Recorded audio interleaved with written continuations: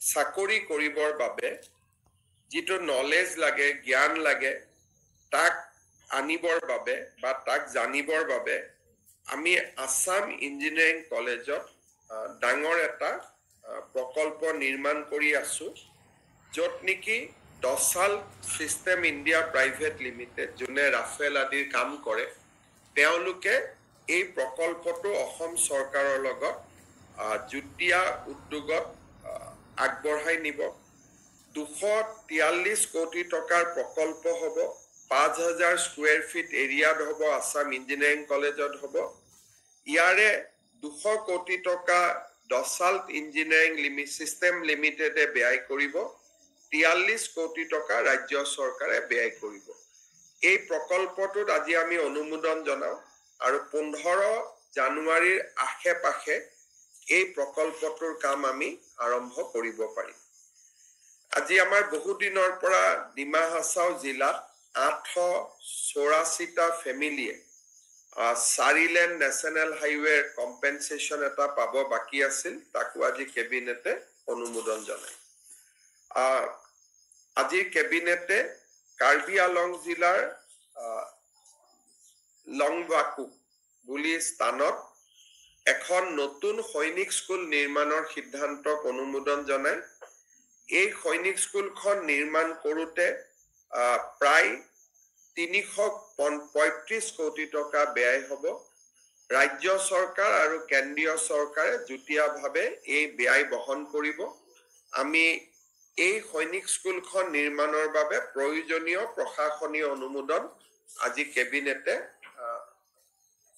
অনুমোদন দিয়ে শেষত মই এটা গুৰুত্বপূৰ্ণ সিদ্ধান্তৰ বিষয়ে আপোনালোকক ক'ব বিচাৰো যেটো অতিশয় গুৰুত্বপূৰ্ণ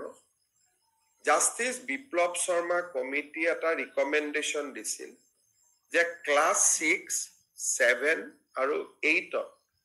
অসমৰ বুৰঞ্জী আৰু অসমৰ জিওগ্ৰাফি আমি বাধ্যতামূলকভাৱে পঢ়াব লাগে not as a optional subject not as a elective subject as a mandatory subject আমি পঢ়াব লাগে আজি আমাৰ কেবিনেটে 50 নম্বৰৰ অসমৰ বুৰঞ্জী আৰু 50 নম্বৰৰ অসমৰ জিওগ্ৰাফি দুখন স্বতন্ত্ৰ দুটা পাঠ্যক্ৰম আজি কেবিনেটে মঞ্জুৰি দিছে 6 7 আৰু 8ৰ ষ্টুডেন্টে অসমৰ বুৰঞ্জী আৰু অসমৰ ভূগোল বাধ্যতামূলকভাৱে পঢ়িব লাগিব ই ইলেক্টিভ নহয় বা ই অপচনেল নহয় ঐচ্ছিক নহয় ই ম্যান্ডেটৰি হ'ব গতিকে আজি সমাজ বিজ্ঞানত আগতে 100 নম্বৰত এই গুটেই কেইটা সাবজেক্ট হুমাই আছিল এতিয়া আমি সমাজ বিজ্ঞানটো পৃথক কৰি দিলু ভূগোলটো পৃথক কৰি দিলু বুৰঞ্জীটো পৃথক কৰি দিলু এতিয়া এজন ষ্টুডেন্টে 6 7 8 সমাজ বিজ্ঞানৰো 50 নম্বৰ পঢ়িব লাগিব ভূগোলৰো 50 নম্বৰ পঢ়িব লাগিব 50 নম্বৰ বুৰঞ্জী পঢ়িব লাগিব আকৌ এবাৰ মই কৈছো এই দুখন কম্পালসৰি সাবজেক্ট হ'ব অপচনেল নহয় ঐচ্ছিক নহয় বাধ্যতামূলক বিষয় হ'ব তাৰ ফলত ষ্টুডেন্ট সকলৰ 100 নম্বৰৰ বোজ এটা বাঢ়িব কিন্তু আমি ভাবিছো যে 100 নম্বৰৰ বোজ এটা বাঢ়িলেও ই অসমৰ ছাত্ৰ ছাত্ৰীক অসমৰ ভূগোল বুৰঞ্জীৰ বিষয়ে জ্ঞান দিব আৰু ভৱিষ্যতলৈ এজন সুস্থ সবল নাগৰিক হোৱা তেওঁলোকক সহায় কৰিব আজি কেবিনেটত এই গুৰুত্বপূৰ্ণ সিদ্ধান্তটো অনুমোদন কৰা হয় আৰু এই সিদ্ধান্তটি অনুমোদনৰ ফলত জাস্টিস বিপ্লৱ শৰ্মা কমিটিৰ আৰু এটা অনুমোদন কেবিনেটে ৰূপায়ণ কৰিব পাৰিল আৰু ৰূপায়ণৰ প্ৰক্ৰিয়া অনাগত দিনতো এনেকুৱা সাবজেক্ট কেইবাটাও আছে আগলৈকেও চলি থাকিব আপোনালোকৰ যদি কিবা সুধিবলগীয়া আছে সুধিব কাৰ্বি আলঙত এখন সৈনিক স্কুল হ'ব ডিফুৰ কাষত লকামাছু বুলি জাগা লম্ভাকুত হ'ব 335 crores তাত মিনিষ্ট্ৰি অফ ডিফেন্স ভাৰতৰ প্ৰতিৰক্ষা মন্ত্ৰালয়ে ইয়াত 80% টকা খৰচ কৰিব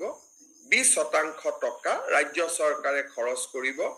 অসমৰ এখন সেকেন্ড সৈনিক স্কুল হ'ব টেন্ডাৰ আদি হৈ গল নিৰ্মাণৰ কাম আমি জানুৱাৰীত আৰম্ভ কৰিব পাৰিম আজি ফাইনেল প্ৰশাসনিক অনুমোদনটো দিয়া হ'ল ভাৰত চৰকাৰে ইতিমধ্যে 100 কোটি টকা আমাক মুকলি কৰি দিছে গোৱালপাৰাৰ পিছত কাৰ্বি আংলঙত অসমৰ দ্বিতীয়খন সৈনিক স্কুলৰ কাম এতিয়া আৰম্ভ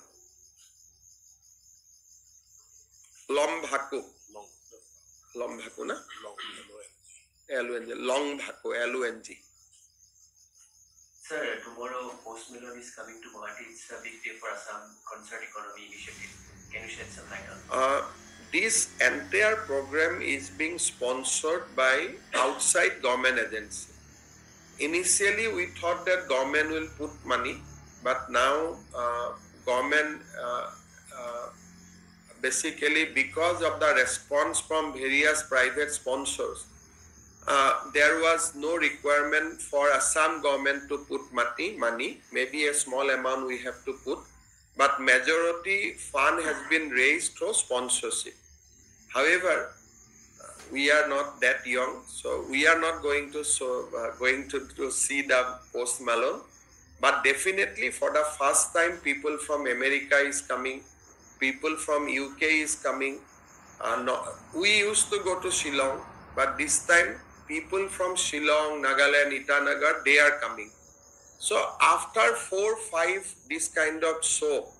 I think Guwahati can emerge as a hub for concert economy like Shillong. Today Shillong has firmly established itself as a good center for concert economy. Assam, it is a beginning, but miles to